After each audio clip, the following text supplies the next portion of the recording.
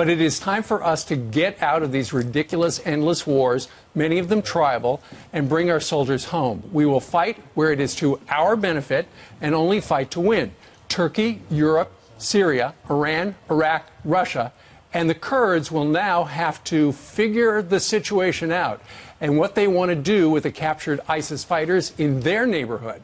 They all hate ISIS, have been enemies for years. We are 7,000 miles away and will crush ISIS again if they come anywhere near us. So let's bring in Lindsey Graham with his reaction to this, who's been to the region countless times and was kind of stunned and blindsided when this news came out. Is that a wise move? Is this a policy you can support? Oh, absolutely not. If I didn't see Donald Trump's name on the tweet, I thought it would be Obama's rationale for getting out of Iraq. Well, Lindsey Graham proving that he's having a tough time shaking off that special friendship that he had with John McCain. Because he, like John, would have us perpetually at war with somebody somewhere on this planet forever.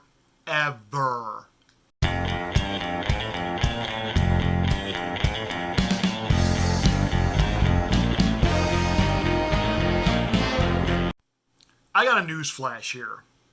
The average American does not care that President Trump is pulling our troops out of Syria. In fact, most people are glad about it. They're glad about it. Even the real progressives are glad, and they don't understand how all of a sudden this weird Twilight Zone flip has happened. That the Republican president is anti-war, and the establishment Democratic Party all of a sudden has become pro-war. And there's Lindsey Graham with that ad nauseum old narrative. If we leave, ISIS is going to regain control, and if we leave, it's going to get ugly, and if we leave, yada, yada, yada, blah, blah, blah. By the way, would we have defeated ISIS without the Kurds?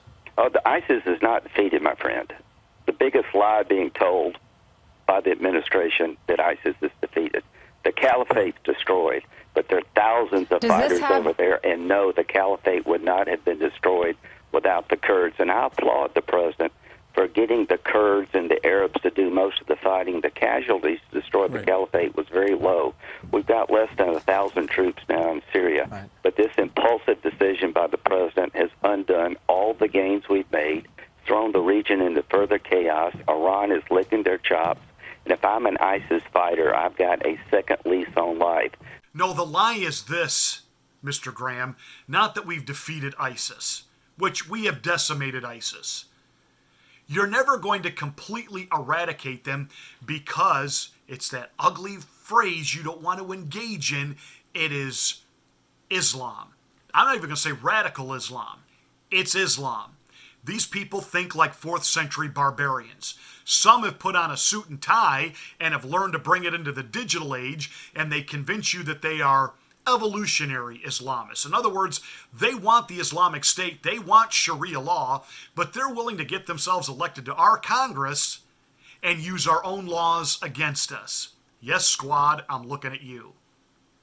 On the other hand, you have what ISIS is, which is a revolutionary Islamist. They too want their caliphate, they want Sharia law, they want Allah ruling, and they're willing to do it with the point of a gun.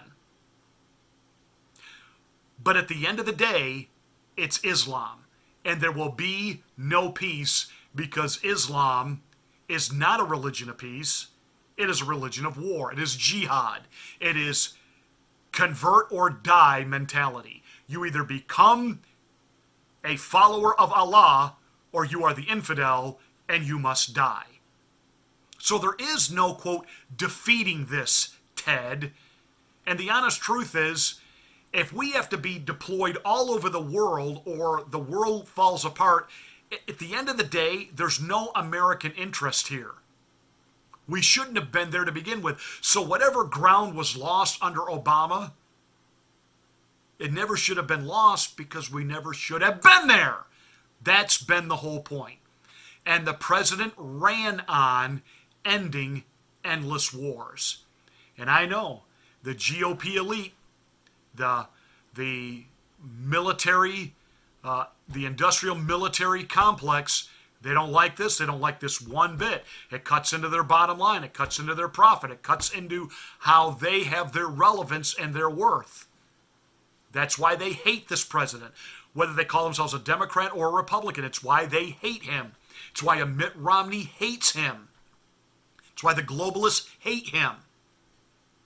And it's why the people love him. This is a smart move, not only for our military, get them out of there. We've got no more business being there. But I'm telling you, a lot of those precious independent voters we're always talking about, they look at this move and they go, yeah, this is what he campaigned on. He's doing what he said he would do. America first. We don't need to be there. But Mr. President, where this is going to hurt you is with the Lindsey Grahams and the Ted Cruzes and that fake GOP, those rhinos, those Democrats dressed in Republican drag. But at the end of the day, Mr. President, we, the people, we got your back. That's it for this quick rant. Thank you so much for watching. I really do appreciate your comments. I do read them. Thank you so much for your thumbs up, for the big likes. Make sure you are a subscriber to this channel. If you are not, please do, and then smack the bell to get notification of my next rant.